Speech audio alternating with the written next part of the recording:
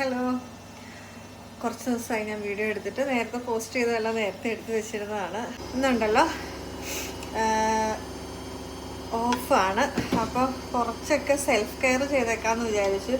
ഞാൻ പണ്ടേ ഇതിൻ്റെ വലിയൊരു ആളായിരുന്നു കേട്ടോ, സെൽഫ് കെയറിങ്ങിൻ്റെ.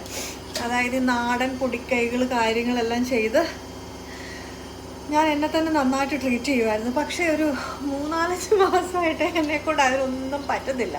സോ ഇന്ന് ഞാൻ അതിലോട്ട് തിരിച്ചു വന്നിരിക്കുകയാണ്. ഇത് കണ്ടോ, ഇതെന്നാന്നറിയാവോ?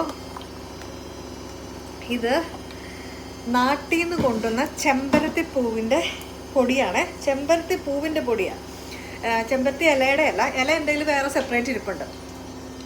അപ്പോൾ ഇതെന്താ ചെയ്യുന്നതെന്ന് ചോദിച്ചാൽ, വീട്ടിലെ ചെമ്പരത്തി പൂക്കൾ, ചുമന്ന ചെമ്പരത്തിയുടെ ഇല്ലേ, ആ പൂക്കൾ തന്നെ പറിച്ച് വെയിലത്ത് വെച്ച് ഉണങ്ങി കൊണ്ടുവന്നാണ്, കടയിൽ നിന്ന് വാങ്ങിച്ചതല്ല. അപ്പോൾ അതിനകത്ത് വേറെ ഒന്നുമില്ല. അപ്പോൾ ആ പൂക്കൾ നമ്മുടെ നാട്ടിലാണെങ്കിൽ നമുക്ക് പച്ചയ്ക്ക് അതങ്ങ് പറിച്ചെടുത്തിട്ട് അരച്ച് താളിയായിട്ട് തേക്കാം.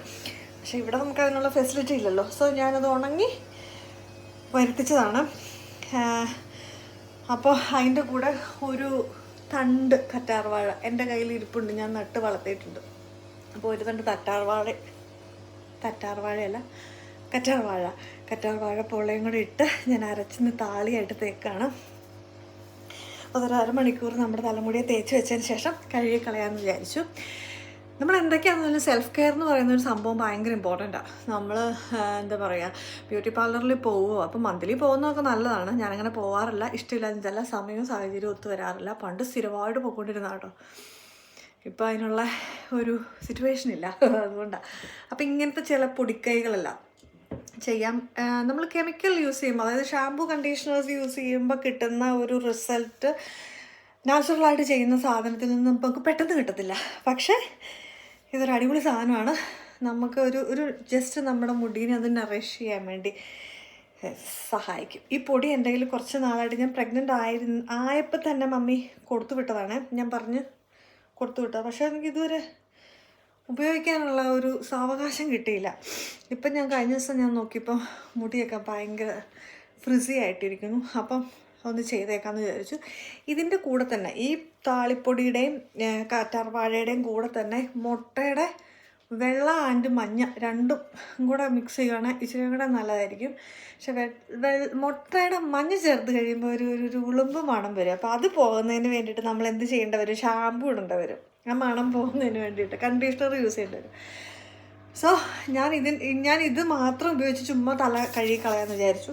അതുകൊണ്ട് ഞാൻ ഇപ്രാവശ്യം മുട്ടയുടെ വെള്ളയോ മഞ്ഞയോ ഒന്നും എടുക്കുന്നില്ല കേട്ടോ.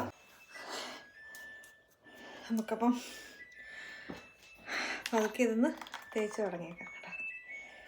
ഇച്ചിരി കൂടെ കൊഴുപ്പിൽ കിട്ടുവാണെങ്കിൽ നല്ലതായിരുന്നേ. പക്ഷേ കറ്റാർവാഴയുടെ ഇത് ചേർത്ത് കഴിഞ്ഞപ്പോഴത്തേക്കും ഇച്ചിരി ലൂസായി. പക്ഷെ കുഴപ്പമില്ല, ഞാൻ ഡ്രസ്സ് മാറിയിട്ടുണ്ട്. ഇതിങ്ങനത്തെ പരിപാടിക്ക് അപ്പം നന്നായിട്ട് തലയോട്ടി തേച്ച് പിടിപ്പിക്കാം. ഇച്ചിരി മെനക്കേടുള്ള പരിപാടിയാണ് കേട്ടോ. മെനക്കെട്ടാലും കുഴപ്പമൊന്നുമില്ലെന്നേ. നമ്മുടെ കൊച്ചു കൊച്ചു സൗന്ദര്യ സംരക്ഷണ ടിപ്പുകളല്ലേ ഇതൊക്കെ. അതിനുവേണ്ടി കുറച്ച് സമയം കളയാം. പണ്ട് സ്ഥിരമായിട്ട് നാട്ടിലൊക്കെ ആയിരുന്നപ്പോൾ ഉണ്ടല്ലോ, സ്ഥിരമായിട്ട് ചെയ്തുകൊണ്ടിരുന്ന പരിപാടിയാണേ. ഞാൻ ഗൾഫിൽ പോയപ്പോഴും ഇതിങ്ങനെ കൊണ്ടുപോകുമായിരുന്നു. പൊടിയാക്കിയിട്ട് ഉണങ്ങി പൊടിച്ച് കൊണ്ടുപോകുമായിരുന്നു.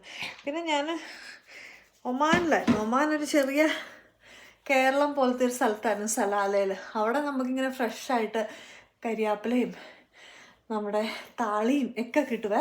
അപ്പോൾ നമുക്ക് ഫ്രഷായിട്ട് ഇങ്ങനെ പൊടിയാക്കേണ്ട ആവശ്യമില്ല, ഇങ്ങനെ ചെയ്യായിരുന്നു. ആവശ്യമുള്ളപ്പം പറിച്ചെടുത്ത് അവിടെ വന്നപ്പോൾ അതിൻ്റേതായൊരു ഡിഫിക്കൽട്ടീസ്. പക്ഷേ ഇത് കുറേ നാളായിട്ട് നിർത്തി വെച്ചേക്കുമായിരുന്നു. പക്ഷേ ഞാൻ വിചാരിച്ചിപ്പം ഓഫൊക്കെ ആണല്ലോ, ചെയ്തേക്കാമെന്ന് വിചാരിച്ചു. നേരത്തെ പറഞ്ഞ പോലെ നമ്മൾ നമ്മുടെ കാര്യത്തിനും കൂടെ വേണ്ടി കുറച്ച് സമയം കണ്ടെത്തണം.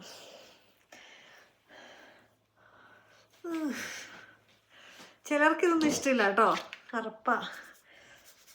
എനിക്കിതൊക്കെ ഭയങ്കര ഇഷ്ടമാണ്. എൻ്റെ കയ്യിൽ ഇങ്ങനത്തെ കുറേ പൊടിക്കൈകളുണ്ട് കേട്ടോ. ഞാൻ സ്ഥിരമായിട്ട് ചെയ്തുകൊണ്ടിരിക്കുന്ന, അതിൻ്റെ ഒരു വലിയ കലവറ തന്നെയാണെന്ന് പറയാം ഞാൻ വേണമെങ്കിൽ. ഇപ്പം അതിന് സമയം കിട്ടുന്നില്ല. പക്ഷേ ഇനിയും അത് എന്താ പറയുക, പുനരാരംഭിക്കണമെന്നൊരു ആലോചനയിലാണേ.